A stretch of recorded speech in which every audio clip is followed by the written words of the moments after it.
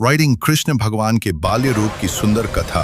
वसुदेव जी ने बालक कृष्ण को टोकरी में रखा और कारागार से निकल पड़े। जब वे यमुना नदी के किनारे पहुंचे तब रात का अंधेरा था और यमुना में तेज जल बह रहा था। लेकिन जैसे ही वसुदेव जी बालक कृष्ण को लेकर नदी में उतरे, यमुना का जल रास्ता देने के लिए शांत हो गया। शेषनाग ने अपने फनों से बालक कृष्ण पर छाया कर दी ताकि वर्षा की बूंदें उन्हें छू न सके।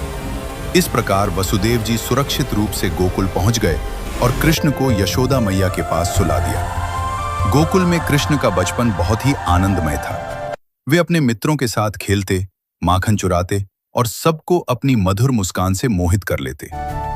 एक दिन यशोदा मैया ने उन्हें माखन खाते पकड़ लिया और पूछा कि क्या उन्होंने मिट्टी खाई है। जब कृष्ण ने अपना मुंह खोला तो यशोदा मैया ने उसमें पूरा ब्रह्मांड देख लिया। आकाश, तारे, ग्रह और पूरी सृष्टि। ये देखकर वे आश्चर्यचकित रह गईं और समझ गईं कि उनका पुत्र कोई साधारण बालक नहीं है। कृष्ण की बाल लीलाएं यहीं समाप्त नहीं होती। एक बार यमुना नदी में कालिय नाग नाम का भयंकर सर्प रहता था, जिसके विष से नदी का जल दूषित हो गया था और लोग भयभीत रहते थे। तब बालक कृष्ण ने नदी में कूदकर उस नाग से युद्ध किया। अंत में वे उसके फनों पर नृत्य करने लगे।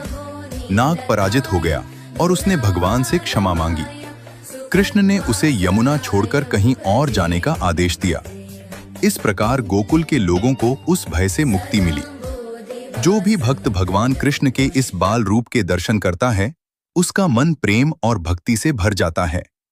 उनका मधुर मुस्कुराता चेहरा, सिर पर मोरपंख और हाथ में माखन, यह रूप भक्तों को आनंद और शांति देता है। बालक कृष्ण की लीलाएं हमें सिखाती हैं कि भगवान अपने भक्तों की रक्षा करते हैं और संसार में प्रेम और धर्म का संदेश देते हैं। जय श्री कृष्ण।